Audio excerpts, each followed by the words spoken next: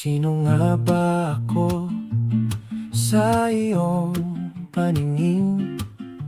Ang taong tahimik, madaling pasunurin. Akala mo ba'y mabait lang sa iyong akala? Hindi mo ba nakikita ang aking mga likha?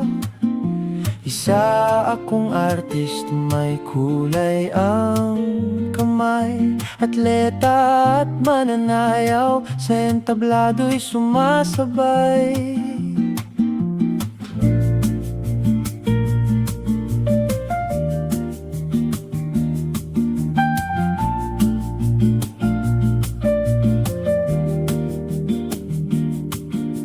Isa kong guro, makulit, masayahin, mahilig magbasa, may negosyong gustong itaguyod din. Ngunit sa isang iglap, lahat ay naglaho nang makita mo kung sino ang puso ko. Minaliit, pinandirihan at iyong nilait dahil ako'y lesbiana. Ang hatol mo ay pait. Ito ba ang ugali mo sa pagkilala ng tao? Ito ba ang kultura na itinatatak sa puso mo? Hinusgahan mo ako sa sasabihin ng iba, o sadyang ang manakit ang iyong ligaya? Ang tingin mo sa akin ay isang mansa, ngunit mas malawak ako kaysa sa'yong nakikita.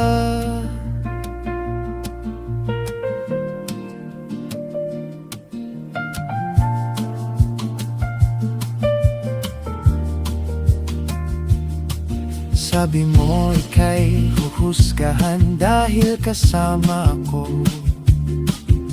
Natakot ka sa bulong ng mapanghusgang mundo. Ngunit naaalala mo ba noong ika'y nag-iisa?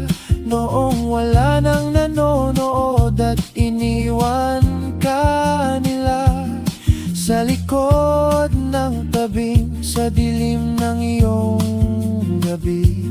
Ako ang tanging natira sa iyong tabi. Ito ba ang ugali mo sa pagkilala ng tao? Ito ba ang kultura na itinatatak sa puso mo? Hinusgahan mo ako sa sasabihin ng iba, o sadyang ang manakit ang iyong ligaya? Ang tingin mo sa akin ay isang mansa, ngunit mas malawak ako kaysa sa iyong nakikita. Pero salamat na rin sa mga sugat na iniwan mo, dahil sa bawat pintas mas nakilala ko ang sarili ko. At higit sa lahat, sa likod ng iyong maskara, sa wakas nakita ko ang tunay mong mukha. Ang kawalan mo ng tanso at ang bigat ng aking ginto. Okay na rin iyon, tapos na ang laro. At least nakilala ko ang tunay na pagkatao mo.